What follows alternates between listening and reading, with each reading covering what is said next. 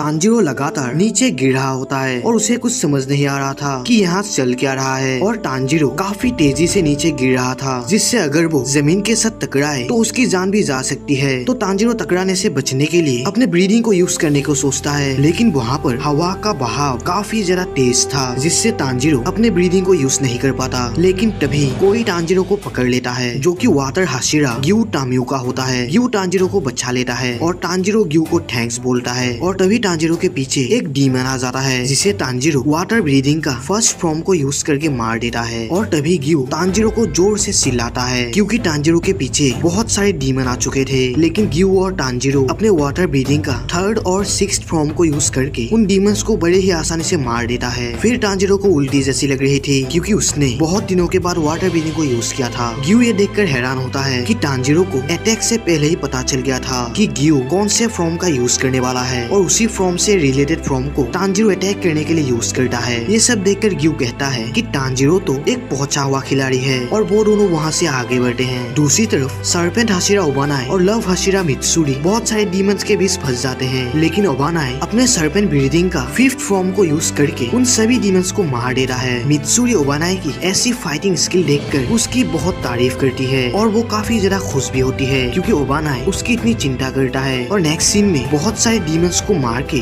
Stone Hashira ग्यूमे और mist Hashira मुइचिरो बड़े ही तेजी से आगे बढ़ रहे थे। और रास्ते में वो दोनों मास्टर कागाए के बारे में बात कर रहे थे कि कैसे उन्हें मास्टर कागाए ने जख्मी हालत पर संभाला था। और ये सब सोचकर मुइचिरो इमोशनल हो जाता है और काफी गुस्से से बोलता है, मैं कसम खाता हूँ, मैं तुझे मार दूंगा और तुझे नर्क में भेज दूंगा। मुजान, तूने सिर्फ मेरे भाई को ही नहीं, हमारे मास्टर जो कि मेरे पिता जैसे थे, तूने उन्हें भी मुझसे ले लिया। और ये सब सुनकर ग्यू में भी गुस्सा हो जाता है और मुइचिरो को साहस देता है। और दूसरी तरफ हम विंड हाशिरा सानेमी को देखते हैं, जो कि बिल्कुल शांति से एक जगह पर बैठा हुआ था। और सानेमी खुद को ही कोसने लगता है, क्योंकि वो मास्टर कागाए की जान नहीं बचा पाया। तभी वहाँ पर एक डीमन आ जाता है और सानेमी अपने जगह पर बैठे हुए ही उस डीमन को मार देता है। लेकिन तभी उसके सामने और भी बहुत सारे डीमन आ जाते हैं, और सानेमी गुस्से से कहता है कि ये डीमन तो एक के बाद एक बढ़ते ही जा रहे हैं। और हम सानेमी के फेस को देखते हैं, और वो इतना ज्यादा गुस्सा होता है कि उसके आंखों से आंसू निकलने लगते हैं। और सानेमी कहता है, आ जाओ, मैं तुम सबको एक बार में ही खत्म कर दूंगा। और दूसरी तरफ हम इनोस्के को देखते हैं, जो कि अपने स्वॉर्ड को निकाल कर बहुत सारे डीमंस को मार देता है। इनोस्के को ये तक नहीं पता था कि वो आखिर पहुंच कहाँ गया और आगे उसके साथ क्या होगा। लेकिन इनोस्के इस बात से बहुत खुश था कि उससे अपनी पूरी ताकत से डीमंस को मारने का मौका मिल रहा है। और दूसरी तरफ हम गैनिया को देखते हैं, जो कि इस अनजान जगह पर आकर काफी ज्यादा घबरा जाता है। और तभी हम जेनित्सु को देखते हैं, जो कि लगातार भाग रहा था। और तभी जेनित्सु को एक स्मेल आता है, और वो कहता है कि वो शख्स जरूर उसके आसपास ही है, और जिस शख्स को वो ढूंढ रहा है वो उसे हरगिज माफ नहीं कर सकता। और जेनित्सु किसे ढूंढ रहा है ये तो हमें आगे पता चलेगा। और तभी हम इंसेक्ट हाशिरा शिनोबु को देखते हैं, जिसे कहीं से खून की स्मेल आ रही थी, और वो उस स्मेल के पीछे जाने लगती है। और तभी शिनोबु एक कमरे में देखती है, और तभी हम देखते हैं एक डीमन जो बहुत सारे इंसानों को मार के उन्हें खा रहा था। और हम देखते हैं वो डीमन और कोई नहीं बल्कि अपर मून टू डोमा होता है, जो कहता है, अरे देखो तो यहाँ कौन आया है। अच्छा, तो ये एक लड़की है, ये तो बहुत टेस्टी लग रही है। और फिर वो शिनोबु से कहता है कि शिनोबु तो देखने में काफी ज्यादा टेस्टी लग रही है, तो क्या वो शिनोबु को मार के उसे खा सकता है। तो अब हम शिनोबु के एक पास्ट को देखते हैं, जहाँ पर शिनोबु रो रही होती है, क्योंकि उसके सामने उसकी बड़ी बहन काने अपनी आखिरी सांसें ले रही थी। फिर काने शिनोबु से कहती है कि शिनोबु डीमन स्लेयर कॉर्प्स को छोड़ दे और एक नॉर्मल लड़की की तरह अपनी लाइफ खुशी से जिए और अपने लाइफ को एंजॉय करते हुए बूढ़े होके मरे। लेकिन शिनोबु रोते हुए बोलती है कि वो ऐसा हरगिज नहीं करेगी जब तक वो उस डीमन से अपना बदला ना ले ले। और वो काने से उस डीमन का हुलिया पूछती है, और वो कहती है कि वो अपनी नॉर्मल लाइफ कैसे जी सकती है जिसके हाथों में उसकी बहन दम तोड़ रही हो, और इस सब का बदला भी वो नहीं ले पाए। फिर काने बोलती है कि उस डीमन के सिर में एक ब्लड मार्क है, और वो डीमन बहुत ही शांत प्रकार का है, जो हर वक्त अपने चेहरे पर एक स्माइल रखता है। तभी एक घायल लड़की शिनोबु से मदद मांगती है, तो डोमा उसे चुप रहने को बोलता है और उसके ऊपर अटैक कर देता है। लेकिन शिनोबु अपने कमाल के स्पीड से उस लड़की को बचा लेती है। शिनोबु की स्पीड देखकर डोमा भी हैरान होता है और शिनोबु से कहता है कि उसकी स्पीड तो लाजवाब है, क्या वो एक डीमन स्लेयर है। लेकिन तभी वो लड़की अपने आप ही कई हिस्सों में कट जाती है, क्योंकि डोमा का वो अटैक इस लड़की के ऊपर लग गया था। शिनोबु ये देखकर हैरान होती है, तो डोमा बोलता है कि वो उस लड़की के बारे में चिंता ना करे, क्योंकि डोमा बाद में उस लड़की को पूरी तरीके से खा जाएगा। ये देखकर शिनोबू को अपनी बहन की बातें याद आती है। वो कहती है कि वो डीमन एक तेज धार की फैन जैसे हथियार का इस्तेमाल करती है। फिर डोमा तनाव से कहता है कि वो फाउंडर है इटर्नल पैराडाइज कल का, तो उसकी ये ड्यूटी है कि वो अपने फॉलोअर्स को खुश रखे। ये सब सुनकर शिनोबू समझ जाती है कि उसके बहन को मारने वाला डीमन यही है। फिर शिनोबू डोमा से कहती है, क्या इस तरीके से दूसरों को खुश रखना कहते हैं? वो लड़की अभी मदद मांग रही थी। इसके रिप्लाई में डोमा कहता है कि उस लड़की को तो उसने आजादी दे दी है, क्योंकि वो लड़की बहुत दर्द में जी रही थी और अब उस लड़की को कोई भी दर्द महसूस नहीं होगा और ना ही वो किसी से डरेगी। असलियत में हर कोई इंसान मरने से डरता है, तो डोमा उन्हें मार के उन्हें इस डर से मुक्त करवा देता है। डोमा उसके फॉलोअर्स को मार के खा जाता है और उन्हें अपने अंदर पूरी तरीके से बसा लेता है। शिनोबू ये सब सुनकर गुस्से से बोलती है कि डोमा की सोच एक पागलपन है। ये सुनकर डोमा सरप्राइज होता है, क्योंकि उन दोनों के पहले मुलाकात में ही शिनोबू इतनी कठोरता दिखा रही है। और फिर डोमा समझ जाता है कि जरूर शिनोबू को उसकी कोई कठोर पड़ाव परेशान कर रही है और उस पड़ाव के बारे में डोमा सुनना चाहता है। ये सुनकर शिनोबू भड़क जाती है और कहती है, क्या उससे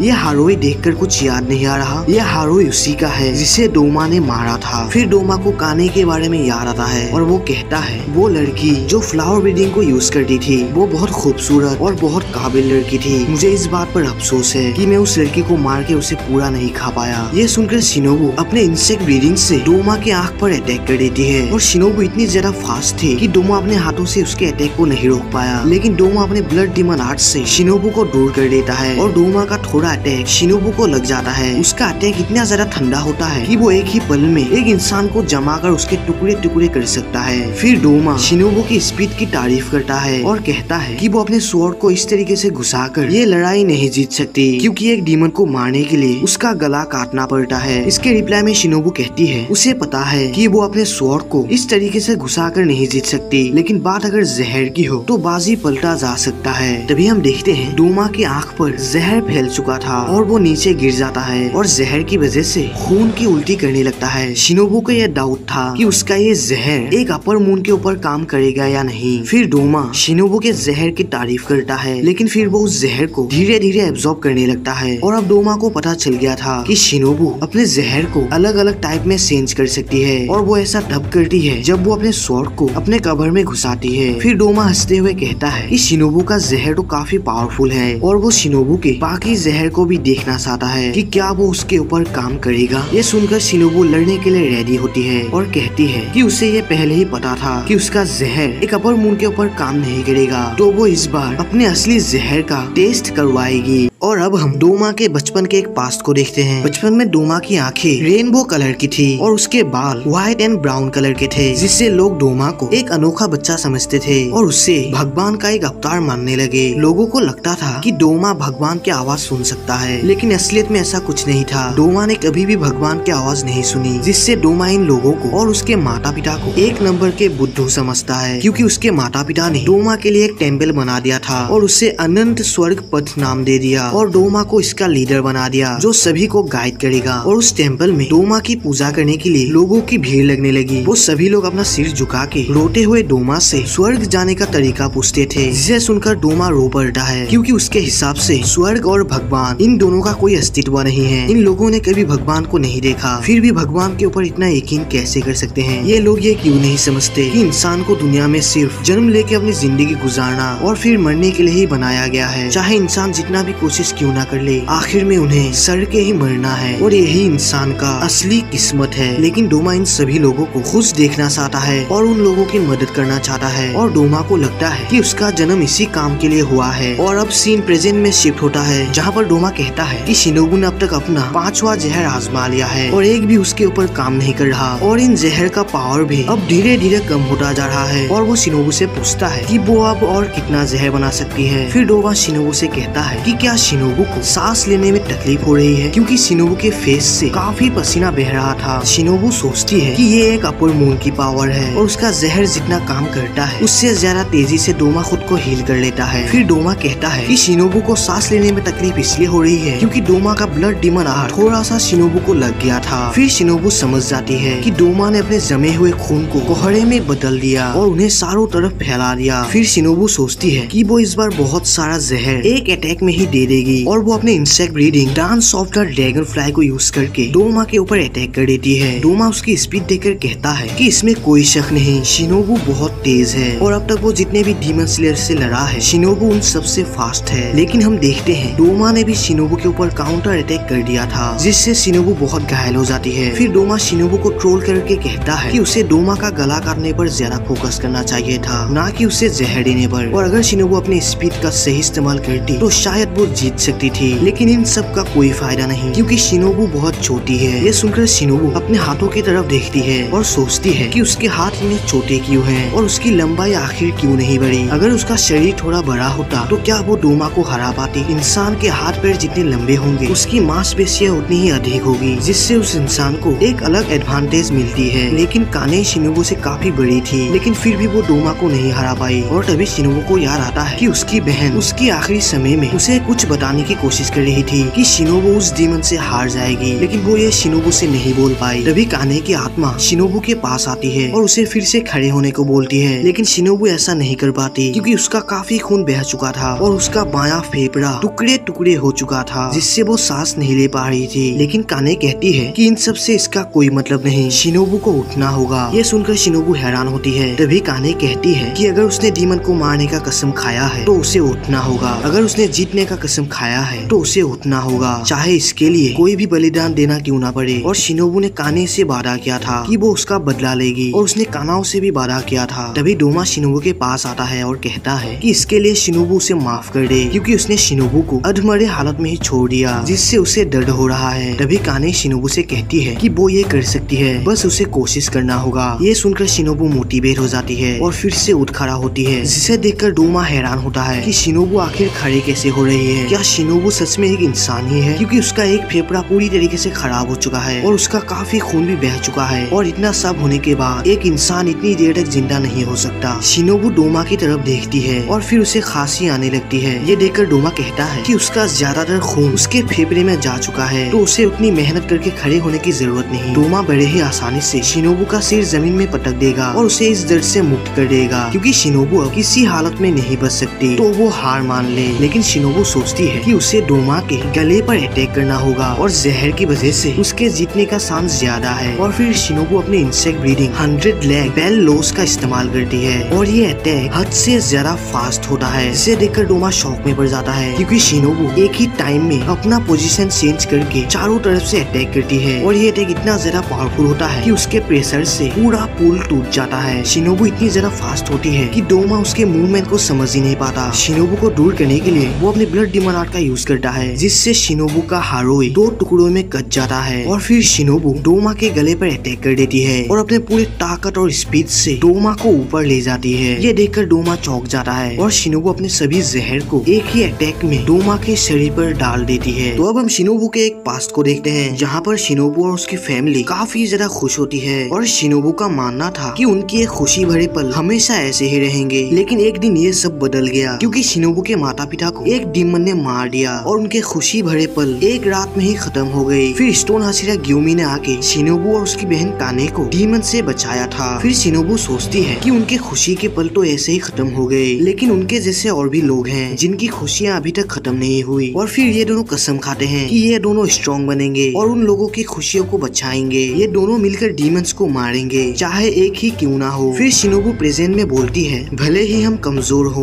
भले ही हम डीमन के गर्दन नहीं काट सकते, लेकिन अगर हमने एक डीमन को मारा तो उससे 10 लोग बचेंगे। लेकिन अगर हमने एक अपर मून को मारा तो सैकड़ों लोग मरने से बचेंगे। इससे कोई फर्क नहीं पड़ता कि मैं ये काम कर सकती हूँ या नहीं, लेकिन ये काम ऐसा है जो सिर्फ मुझे ही करना है। फिर शिनोबू को तांजीरो की एक बात याद आता है, जहाँ पर तांजीरो बोलता है कि क्या शिनोबू गुस्सा है। और प्रेजेंट में शिनोबू सोचती है, तुम उस दिन सही थे तांजीरो, मैं गुस्सा थी और मैं बहुत लंबे समय से इस गुस्से के साथ जी रही हूँ, क्योंकि मेरे माता पिता को मार दिया गया, मेरी बड़ी बहन को मार दिया गया और कानाओ को छोड़ के मेरे बाकी सभी स्टूडेंट्स को मार दिया गया। और वो आओए, कियो, सुमी और नाहो के बारे में याद करती है कि अगर उनके रिलेटिव्स को डीमन ने नहीं मारा होता तो वो अपने फैमिली के साथ खुशी से रहते। और यही सब बातें शिनोबू को परेशान कर रही थी। तभी शिनोबू ये देखकर हैरान होती है कि उसका जहर डोमा के ऊपर काम क्यों नहीं कर रहा। और शिनोबू का हाथ ब्लेड से फिसल जाता है और वो नीचे गिरने लगती है, लेकिन डोमा अपने आइस टेक्निक से शिनोबू को पकड़ के उसे गले लगा लेता है और शिनोबू से रोते हुए कहता है कि शिनोबू ने बहुत अच्छा किया, उसने काफी मेहनत की। और वो शिनोबू को ट्रोल करके कहता है, मैं ये देखकर बहुत हैरान हूँ कि तुम जैसे एक कमजोर लड़की इस हद तक पहुँच गई। तुमने अपने जीवन में बहुत सारे डीमंस को मारा होगा, लेकिन तुम्हारी फाइटिंग स्किल तुम्हारी बहन से काफी कम है। और इतना सब होने के बाद भी तुम अभी तक जिंदा हो, ये एक चमत्कार से कम नहीं। इसका नतीजा जानते हुए भी कि इतना मेहनत करना बेकार है, तुम फिर भी मुझे हराने की अपनी पूरी कोशिश कर रहे हो। और यही सब मूर्खता इंसानों को बहुत अलग बनाती है। और फिर वो बोलता है कि शिनोबू अब उसका खाना बनने वाला है। और फिर शिनोबू उसके साथ अनंत काल तक जुड़ जाएगी। और वो शिनोबू से पूछता है कि क्या शिनोबू का कोई आखिरी शब्द है, वो उसे जरूर सुनेगा। फिर शिनोबू गुस्से से इसके रिप्लाई में बोलती है कि वो नर्क में जाएगा। और तभी हम देखते हैं कोई शिनोबू और डोमा की तरफ तेजी से बढ़ रहा होता है और वो कनाओ होती है। जैसे ही कनाओ गेट खुल के अंदर आती है तो वो शिनोबू की ऐसी हालत देखकर जोर से चिल्लाती है। लेकिन डोमा ने शिनोबू को पकड़ के रखा था, लेकिन फिर भी शिनोबू बड़े ही मुश्किल से कनाओ को एक हैंड साइन बनाकर एक मैसेज देने की कोशिश करती है। और फिर डोमा अपना जोर लगा के शिनोबू के कमर को तोड़ देता है। ये देखकर कनाओ शॉक में पड़ जाती है और शिनोबू का ब्लेड उसके हाथ से निकलकर नीचे गिर जाती है। और यहीं पर दी इंसेक्ट हाशिरा शिनोबू कोचो की दी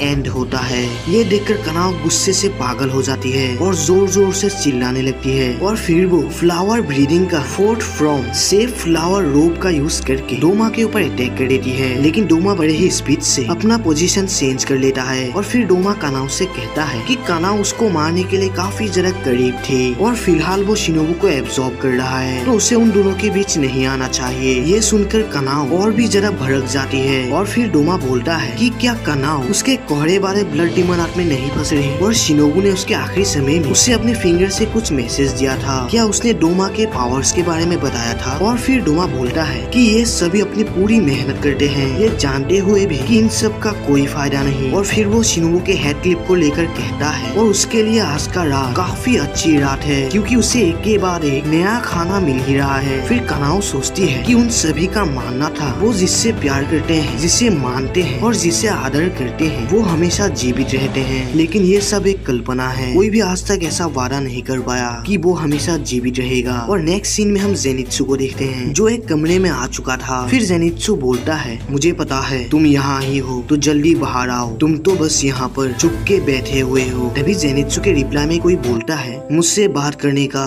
ये कोई सही तरीका नहीं है, क्योंकि मैं तुम्हारा सीनियर हूँ। तुम में पहले से थोड़ा सुधार हुआ होगा, लेकिन तुम अभी तक एक कमजोर और एक गंदे लड़के हो। बहुत दिनों बाद मिल रहे हैं जेनित्सु। और गाइस आप लोग मुझे कमेंट में बताना कि इस डीमन को हमने कहीं तो देखा था और इसे हमने कहाँ देखा था, ये आप लोग मुझे बताना। और इस डीमन के रिप्लाई में जेनित्सु गुस्से से बोलता है, काइगा को अब जबकि तुम एक डीमन हो तो तुम अब मेरे सीनियर नहीं रहे। तो अब हम देखते हैं तांजीरो और ग्यू लगातार आगे बढ़ रहे थे, लेकिन तभी तांजीरो के नीचे एक गेट ओपन होता है, लेकिन तांजीरो बड़े ही मुश्किल से गिरने से बच जाता है। फिर ग्यू तांजीरो को सावधानी बरतने को बोलता है और ये सब देखकर तांजीरो समझ जाता है कि ये कैसल ग्यू और तांजीरो को अलग करने की कोशिश कर रहा है ताकि ये मुजान के पास नहीं पहुंच पाए। और तांजीरो को ये नहीं पता कि लेडी टमायो मुजान के साथ कितनी देर तक टिक पाएगी, तो इन दोनों को जल्दी से जल्दी मुजान के पास पहुंचना होगा। लेकिन तभी कासुगा क्रो आके ये अनाउंसमेंट करता है कि शिनोबू कोचो अपर मून 2 के साथ लड़ते हुए मारी गई। ये सुनकर ग्यू और तांजीरो शॉक में पड़ जाते हैं और तांजीरो को शिनोबू की कुछ मेमोरीज याद आती है और उसके आंखों से आंसू बहने लगता है। फिर ग्यू ये नोटिस करता है कि इन कासुगा क्रोस के गर्दन पे एक अजीब तरह की कागज लगी हुई थी और ये संदेश पहुंचाने में पहले से काफी तेज हो गए थे। और तभी हम 3 नए कैरेक्टर को देखते हैं और ये तीनों मास्टर कगाए के ही बच्चे होते हैं। इसका नाम है उबुयाशिकी किरिया, जो कि 8 वर्ष की उम्र में ही उबुयाशिकी फैमिली का हेड बन गया और डीमन स्लेयर कॉर्प्स का लीडर बन गया, क्योंकि ये उबुयाशिकी फैमिली का सबसे बड़ा बेटा है। और किरिया की 2 बहनों के नाम कुइना और कानाता होता है और इनकी बाकी 2 बहन मास्टर कगाया और उनकी माँ के साथ उबुयाशिकी मेंशन में मारे गए। ये तीनों अपने काम में लग जाते हैं और इन्फिनिटी कासिल का एक मॉडल मैप बनाते हैं जिससे वो मुजान तक पहुंच सके। असलियत में इन तीनों ने योशिउरो के ब्लड डीमन आर्ट को यूज करके एक पेपर के जरिए उनके और कासुगा क्रोस के बीच एक लिंक बना लिया था, जिससे इन्फिनिटी कासिल का सभी जानकारी इन तीनों को यहाँ मिल रहा था। किरिया जल्दी सभी कासुगा क्रोस को इन्फिनिटी कासिल का चक्कर लगाने को बोलता है और चारों तरफ उनकी आंखें फैलाने को बोलता है। और अभी तक मुजान ने अपना पोजीशन चेंज नहीं किया था, तो किरिया सभी डीमन स्लेयर्स को नॉर्थ की तरफ जाने को जानकारी देने को बोलता है। तभी कुइना बोलती है कि जेनित्सु का सामना अपर मून 6 के साथ हो गया है। तभी हम जेनित्सु और काइगाकू को देखते हैं, जहाँ पर काइगाकू जेनित्सु से बोलता है कि जेनित्सु अभी तक थोड़ा सा भी नहीं बदला दिया और फिर वो जेनित्सु को चिढ़ा के कहता है कि वो अभी तक एक चिकन पॉक्स की तरह ही लगता है और वो पहले की तरह बहुत कमजोर है, क्योंकि जेनित्सु फर्स्ट फॉर्म के अलावा दूसरे फॉर्म्स को यूज नहीं कर सकता। लेकिन जेनित्सु एक सिग्मा टाइप से रिप्लाई देता है कि काइगाकू की औकात तो लोअर मून तक ही है, उसे तो बस अपर मून की खाली जगह पूरी करने के लिए रखा गया है। इसके रिप्लाई में काइगाकू बोलता है तो छोटा बच्चा आखिर बात करना सीख ही गया। फिर जेनित्सु बोलता है कि काइगाकू एक डीमन क्यों बना, क्योंकि वो तो एक थंडर ब्रीदिंग यूजर था। फिर काइगाकू हंसते हुए बोलता है कि जेनित्सु को इससे कोई लेना देना नहीं। ये सुनकर जेनित्सु बहुत गुस्सा हो जाता है और बोलता है कि अगर वो डीमन नहीं बना होता तो उनके दादाजी ने खुद को नहीं मारा होता। तभी हम जेनित्सु के दादाजी जिगोरो के लाश को देखते हैं जो कि खून से लथपथ हुआ था। फिर जेनित्सु बोलता है कि दादाजी ने अपने पेट को चीर डाला और खुद को एक दर्दनाक मौत दिया। वो बहुत देर तक दर्द से तड़पते रहे। काश कि उस दिन कोई उनके पास होता जो उनके गले को काट के उन्हें इस दर्द से मुक्त कर देता। उन्होंने खुद को ऐसी दर्दनाक मौत इसलिए दी क्योंकि वो थंडर ब्रीदिंग यूज करते थे और वही थंडर ब्रीदिंग आज डीमन के पास चली गई। और इसके रिप्लाई में काइगाकू हंसते हुए बोलता है मुझे इससे कोई मतलब नहीं। क्या इस बात को लेके मुझे दुखी होना चाहिए या फिर मुझे पश्चाताप करना चाहिए? और मैं इस बात पर एक भी शब्द नहीं सुनना चाहता। मुझे इससे कोई परवाह नहीं, क्योंकि मैं उन्हीं लोगों के साथ रहूंगा जिन्हें मेरी काबिलियत पर भरोसा है। और असलियत में मुझे इस बात से बहुत राहत मिल रही है कि वो बुढ़ा एक दर्दनाक मौत मरा। मैंने उसे खुश करने की बहुत कोशिश की, लेकिन उसने मुझे कभी अपने काबिल समझा ही नहीं। वो सिर्फ एक घटिया बुढ़ा है जो सिर्फ तुम जैसे गंदे और कमजोर को अपने काबिल समझता है। ये सुनकर जेनित्सु काफी ज्यादा गुस्सा हो जाता है और कहता है दादाजी बुरे नहीं थे, और अगर मैं गंदा हूँ तो तुम एक कचरा हो। हाँ, मैं सिर्फ फर्स्ट ब्रीडिंग को यूज कर सकता हूँ, लेकिन तुम फर्स्ट ब्रीडिंग को छोड़ के बाकी सभी ब्रीडिंग का यूज कर सकते हो। दादाजी की मौत एक पेनफुल मौत थी और वो इतने लकी भी नहीं थे कि उन्हें अपने काबिल का स्टूडेंट मिल सके।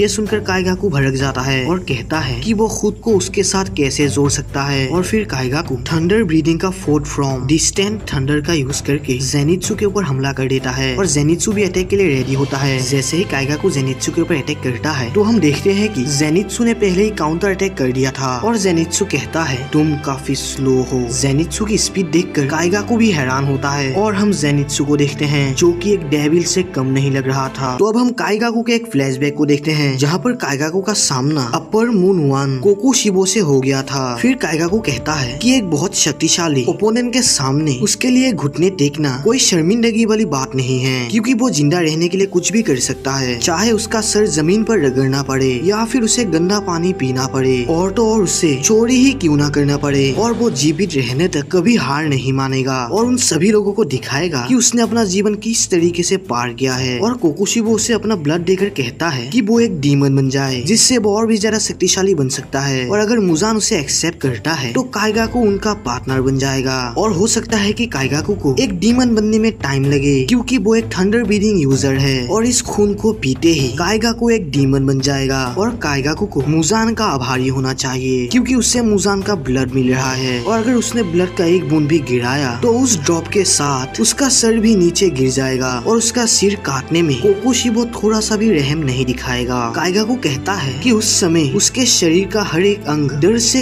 कांप रहा था और उसका मन जोर जोर से चिल्ला के रो रहा था। और फिर सीन प्रेजेंट में शिफ्ट होता है। काइगाकू कहता है कि अपर मून्स के मुकाबले जेनित्सु कुछ भी नहीं है। भले ही जेनित्सु पहले से ताकतवर हो गया होगा, लेकिन वो कभी अपर मून्स को हरा नहीं पाएगा। और वो कहता है कि जेनित्सु एक गंदा लड़का है जो कि हमेशा रोता रहता है और ना ही उसके पास घमंड था और ना ही हिम्मत। और जिगोरू चाहता था कि जेनित्सु उसका सक्सेसर बने। फिर काइगाकू जेनित्सु को गुस्से से चिल्लाते हुए बोलता है कि हर किसी इंसान को किसी ना किसी दिन तो मरना ही है और उसके और उस बुढ़े के बीच कोई बड़ा अंतर नहीं है। और वो थंडर ब्रीदिंग का सेकेंड फॉर्म लाइटनिंग बेल का यूज करके जेनित्सु के ऊपर अटैक कर देता है। काइगाकू ने एक ही पल में लगातार 5 अटैक जेनित्सु के ऊपर कर दिया था, जो देखकर जेनित्सु हैरान होता है और कहता है कि काइगाकू ने जरूर बहुत सारे इंसानों को खाया होगा जिससे वो इतना ताकतवर हो चुका है। और क्या अभी तक काइगाकू को सही और गलत का फर्क समझ नहीं आया? जिसके रिप्लाई में काइगाकू बोलता है कि वो जानता है क्या सही है और क्या गलत। और वो फिर से थंडर ब्रीदिंग का थर्ड फॉर्म को यूज करके जेनित्सु के ऊपर मल्टीपल स्लैशेस करता है और कहता है कि जो लोग उसे सही ढंग से जज करते हैं और उसे एक्सेप्ट करते हैं वो लोग सही हैं, और जो लोग उसे गलत तरीके से जज करते हैं और उसे नकारते हैं वो लोग गलत हैं। और जेनित्सु अब काफी ज्यादा घायल हो चुका था, लेकिन काइगाकू फिर से थंडर ब्रीदिंग का फिफ्थ फॉर्म को यूज करके जेनित्सु के ऊपर हमला कर देता है, जिससे जेनित्सु का स्किन फटने लगता है। और फिर काइगाकू जेनित्सु से पूछता है कि उसे उसके ब्लड डिमन आर्ट और उसके टेक्निक के अटैक का स्वाद कैसा लगा। इस अटैक से उसके फेस और उसके शरीर के हर एक मांस को तोड़ देगा, हर एक पार्ट को तोड़ देती है और वो फिर से थंडर ब्रीदिंग का 6 फॉर्म को यूज करके जेनित्सु के ऊपर आखिरी हमला करता है और वो बोलता है कि वो जेनित्सु की तरह नहीं है, वो स्पेशल है। घायल जेनित्सु तेजी से नीचे गिर रहा था और उसे एक फ्लैशबैक याद आता है जहाँ पर जिगोरू उसे डांट रहा था क्योंकि जेनित्सु उसके सीनियर काइगाकू की तरह थोड़ा सा भी नहीं है और उसे काइगाकू से कुछ सीखना चाहिए। और फिर कुछ डीमन स्लेयर्स काइगाकू का मजाक उड़ा रहा था क्योंकि काइगाकू को थंडर ब्रीदिंग के फर्स्ट फॉर्म को छोड़ के बाकी सभी ब्रीदिंग्स को यूज करना आता था, लेकिन उसे फर्स्ट ब्रीदिंग नहीं आता था जो कि सभी ब्रीदिंग्स का मेन ब्रीदिंग है। जब तक वो फर्स्ट ब्रीदिंग नहीं सीख लेता वो एक हाशिरा कभी नहीं बन सकता, जिससे वो जल्दी मर जाएगा। ये सुनकर जेनित्सु उन डीमन स्लेयर्स की पिटाई कर देता है और ये बात काइगाकू को पता चल जाती है तो वो जेनित्सु को बोलता है कि उसे ये सब करने की कोई जरूरत नहीं और उसके यहाँ होने से या ना होने से काइगाकू को कोई फर्क नहीं पड़ता। और फिर जेनित्सु बोलता है कि उससे पता है काइगाकू उससे कितना नफरत करता है और जेनित्सु भी उससे काफी नफरत करता था, लेकिन जेनित्सु असलियत में काइगाकू को अपने पूरे शिद्दत से रिस्पेक्ट करता था क्योंकि काइगाकू काफी मेहनती था और काइगाकू बहुत अनोखा था और जेनित्सु के मन में काइगाकू के लिए उतनी ही रिस्पेक्ट थी जितनी वो उसके दादाजी को करता था। लेकिन काइगाकू हमेशा निराश रहता था क्योंकि काइगाकू के खुशी के बॉक्स में एक होल हो गया था जिससे उसकी खुशियाँ हमेशा लीक होती रहती थी और काइगाकू को इस होल को जल्दी बंद करना होगा, नहीं तो वो हमेशा निराश ही रहेगा। और फिर जेनित्सु जिगोरू से माफी मांगता है और कहता है कि उन दोनों का साथ यही तक था, अब जेनित्सु को इसे तोड़ना होगा। और प्रेजेंट में जेनित्सु खुद को गिरने से संभाल लेता है। ये देखकर काइगाकू हैरान होता है कि क्या जेनित्सु के पास अभी भी ताकत है। फिर जेनित्सु सॉरी बोलता है। फिर वो थंडर ब्रीदिंग का 7th form Fleming thunder God का इस्तेमाल करके